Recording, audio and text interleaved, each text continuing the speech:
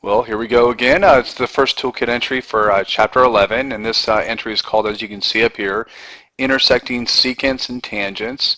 And what I'd like you to do first is go ahead and draw these pictures into your toolkit here. And one of these is called a tangent, one of these is called a secant, and it's important to understand what this means.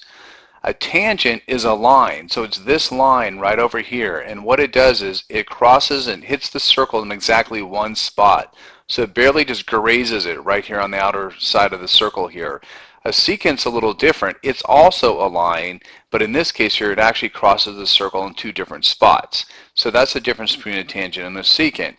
And as you may have guessed, that if we have a tangent or a secant, there are certain things that might be occurring in terms of angles and arcs and things like that. So let's go ahead and talk about that right now. And what I have here is another diagram. So why don't you go ahead and copy this diagram into your toolkit right here. So as you're doing that, you'll notice here we have a minor arc over here. That's arc A. We have a major arc. That's arc B.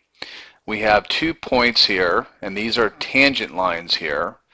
And then we have this length M, which is from this point of tangent C out here to the vertex on that angle. And then also we have this length N. And these two are congruent. And then also we have angle X out here on the outside. So as it turns out, it can be proven there's a relationship involving that these two arcs and this angle out here. And here's how it works here. If you know this angle out here, and in this case it's X, you can say that arc A, the minor one, would be 180 minus X, and arc B, the major arc, would be 180 degrees plus X. Also, as I said earlier, M would equal N here, so these two lengths here will be congruent. So make sure all this stuff gets in your toolkit over here. So let me just show you what this might look like here, for instance. So let's say this angle over here isn't X anymore. Let's say it's 50 degrees, okay? So what you could say, therefore, is A would be 180 minus 50, which obviously is 130. So that means this arc right over here is going to be 130 degrees. Likewise, the major arc, arc B, would be 180 plus 50, and that would be 230 degrees. So that means that this one over here would be 230 degrees. All right, so that's the relationship between this angle that's formed with the two tangents, the minor arc and the major arc. All right. The other thing that's interesting to note as well is that if you have either two tangents, or let's say this line and this line, each of them were secants, or one was a tangent, one was a secant, there's another relationship here, and that is X will equal the major arc minus the minor arc, those two divided by 2. So just to show you here, once again, that's 230 and that's 130. We just showed that that's true. So therefore, X must be 230 minus 130 divided by 2. So what is 230 minus 130? Well, that would be 100. And 100 divided by 2 would be 50. And there it is, 50 degrees right over there. So that's another relationship. And like I said, this first one works only if they're both tangents, while the second one that's circled here works if it's two tangents, two secants, or a tangent and a secant. It doesn't really matter.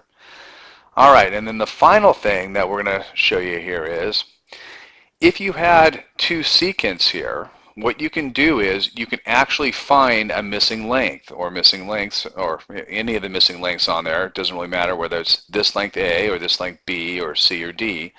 And here is the relationship here. You could take the length of C times the sum of C and D and set it equal to the length of A, and that's times the sum of A and B. That's this formula right over here. Or if you prefer, you can also think of it this way. It's the outer length times the entire length of that segment equaling the outer length times the whole length. So let me show you how this might work here. So let's say, for instance, A is no longer A. It's actually 3 units. And let's say this is 9 units. And if that's 3, maybe this is 4 units. So let's say we're solving for D here. We don't know what D is. So what you could say is, you could take the outer, which is 3, times the entire length here. Well, if that's 3 and this is 9, that means this entire distance, 3 plus 9, would have to equal this distance here, which is 4, that's the outer, And this entire distance from here all the way along out to here would be 4 plus d. So I'm going to write 4 plus d.